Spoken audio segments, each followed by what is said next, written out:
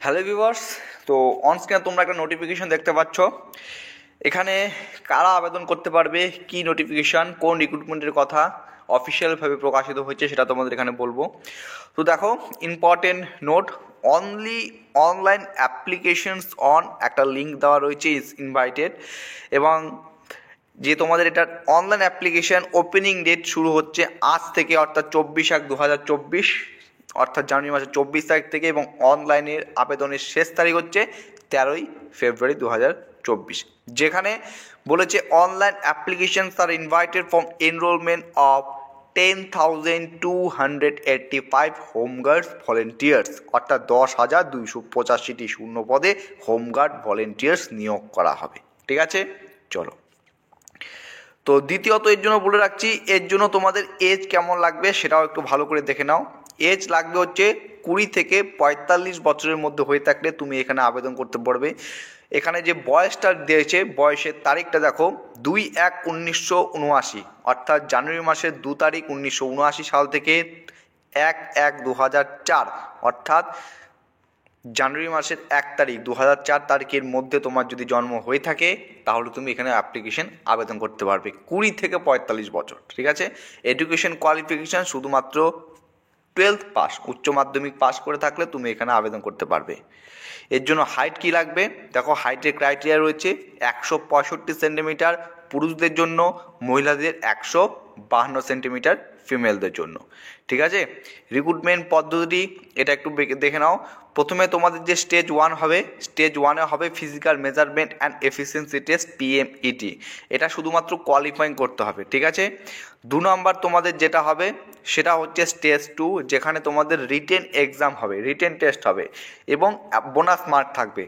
দেখো, bonus মার্কটা kiss থাকবে সেটাও বলছি। রিটেন টেস্ট হবে, প্রথমত রিটেন টেস্ট হবে, প্রথমত ফিজিক্যাল হলো, 2 নম্বর রিটেন টেস্ট হবে, তারপরে তোমাদের বোনাস মার্ক। এই বোনাস মার্ক যে রয়েছে, কিসের ওপর বোনাস মার্ক অনেকে জিজ্ঞেস করে, তো বোনাস মার্ক রয়েছে এনসিসি যদি সার্টিফিকেট থাকে এনসিসি সি সার্টিফিকেট জন্য 5 নম্বর, বি সার্টিফিকেট থাকলে 3 নম্বর, এ থাকলে 2 number. Bonus mark for experience as home guard হিসেবে যদি থেকে এক্সপিরিয়েন্স থেকে থাকে সেক্ষেত্রে তুমি নম্বর পাবে। 2 বছরের এক্সপিরিয়েন্স থাকলে 3 নম্বর, 2 বছরের বেশি থেকে 3 বছরের মধ্যে থাকলে 4 নম্বর, দেখতে পাচ্ছ। এক্সপিরিয়েন্স সিভিল ডিফেন্সে কাজের এক্সপিরিয়েন্স থাকলে কত বছরের এক্সপিরিয়েন্স তার উপর ভিত্তি করে নম্বর এখানে ভাগ করা রয়েছে। এরপরে তোমাদের যেটা হবে সেটা হচ্ছে মেডিকেল এক্সামিনেশন হবে, ডকুমেন্ট ভেরিফিকেশনের মাধ্যমে তোমাদের নিয়োগ করা হবে।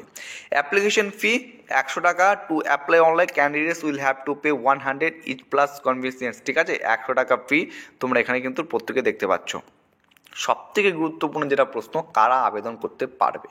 তো এই নোটিফিকেশনটা যদি তুমি একটু ভালো করে লক্ষ্য করো, তো নোটিফিকেশনের যে এলিজিবিলিটি ক্রাইটেরিয়া এই পোর্শনটা রয়েছে এখানে কিন্তু স্পষ্ট করে উল্লেখিত করে দেওয়া রয়েছে সিটিজেন অফ ইন্ডিয়া, অর্থাৎ তোমাকে একজন ভারতের নাগরিক হতে হবে, এবং and resident of national capital territory of Delhi. ঠিক আছে, জাতীয় রাজধানী অঞ্চল দিল্লি তোমাকে বাসিন্দা হতে হবে, এবং তুমি যে দিল্লির বাসিন্দা, ঠিক আছে, তার জন্য তোমার এখানে কিন্তু proof of resident of Delhi কিছু ডকুমেন্টস তোমার কাছে থাকা আবশ্যক, যে কোনো একটি। The candidate must process any of the following, valid passport তোমার কাছে যদি থেকে থাকে, ঠিক আছে, election commission photo ID, I card মানে ভোটার কার্ডের কথা বলেছে, current and valid ration card যদি তোমার কাছ থেকে থাকে সেটা গ্রহণযোগ্য, valid driving licence issue transport department, GNCT Delhi. তারপরে হচ্ছে পাসবুক, পাবলিক সেক্টর অ্যাকাউন্টের ব্যাংকের যে তোমার পাসবুক থাকে, আমাদের দেখবে ব্যাংকের বইয়ের যে পাসবুক থাকে তার উপরে আমাদের ছবি থাকে প্রথম পেজে এবং ঠিকানা থাকে, সেটা যদি তুমি দিল্লির বাসিন্দা থাকো তা তোমার এই সমস্ত ডকুমেন্টসের মধ্যে তোমাকে যে কোনো একটি থাকতে হবে। ঠিক আছে, এটা হচ্ছে প্রমাণ হিসাবে। ঠিক আছে, এমন তো হতে পারে আমি পশ্চিমবঙ্গ থেকে বিলং করছি, আমি সেখানে অ্যাপ্লাই করে দিলাম, কিন্তু না, কিন্তু কী হবে এখানে পরবর্তীকালে যখন আমার ডকুমেন্ট ভেরিফিকেশন করতে যাবে, দেখো এখানে বলা আছে the candidate should have been in possession of the certificate document regarding proof of resident of union territory Delhi, education age, reservation, bonus mark which are required to submitted during document verification after written examination. অর্থাৎ written examination শেষ করার পর যখন তোমার document verification হবে তখন কিন্তু তোমার এটা দেখবে proof of resident of union territory of Delhi, তুমি যে জাতীয় রাজধানী অঞ্চল দিল্লির যে একজন বাসিন্দা তার প্রুফ লাগবে। তার প্রুফ দেখার জন্য কী কী ডকুমেন্টস লাগবে যেটা তোমাদের বলে দিলাম এক এক করে, এর মধ্যে যে কোনো একটি লাগবে। ঠিক আছে, তো এখন যদি প্রশ্ন, তাহলে যদি আদার স্টেট রয়েছে, for example Paschimbanga, Tripura, storm স্টেটের প্রার্থীরা কি আবেদন করতে পারবে? তো এক কথায় হচ্ছে না, তারা আবেদন করতে পারবে না। কারণ এখানে স্পষ্টরূপে বলা হয়েছে এলিজিবিলিটি ক্রাইটেরিয়া ভারতীয় নাগরিক হওয়ার পাশাপাশি জাতীয় রাজধানী অঞ্চল দিল্লির বাসিন্দা হতে হবে। শুধু তাই না, প্রমাণপত্র লাগবে।